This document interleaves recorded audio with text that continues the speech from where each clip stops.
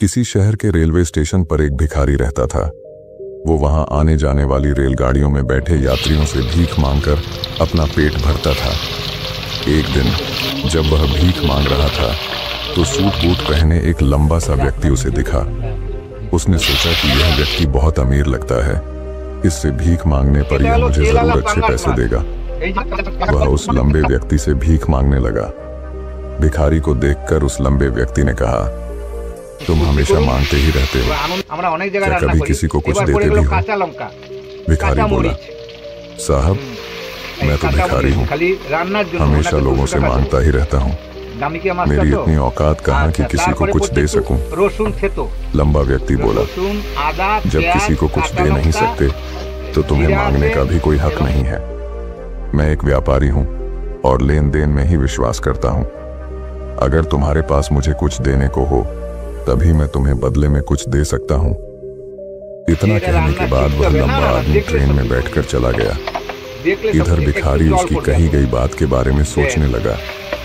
उस लंबे व्यक्ति के द्वारा कही गई बात उस भिखारी के दिल में उतर गई। वह सोचने लगा कि शायद मुझे भीख में अधिक पैसा इसीलिए नहीं मिलता क्योंकि मैं उसके बदले में किसी को कुछ दे नहीं पाता हूँ। लेकिन मैं तो भिखारी हूँ, किसी को कुछ देने लायक भी नहीं हूँ। लेकिन कब तक मैं लोगों को बिना कुछ दिए केवल मांगता ही रहूंगा? बहुत सोचने के बाद उस भिखारी ने निर्णय किया कि जो भी व्यक्ति उसे भीख देगा उसके बदले में वह भी उस व्यक्ति को कुछ जरूर देगा।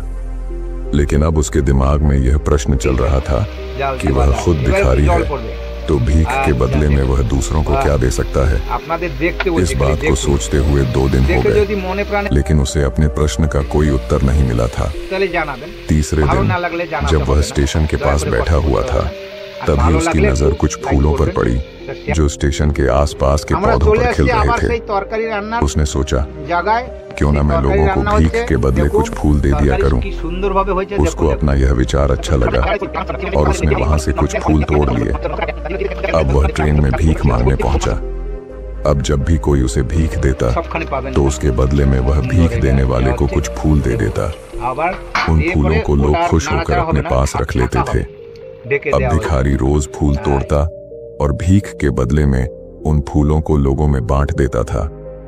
कुछ ही दिनों में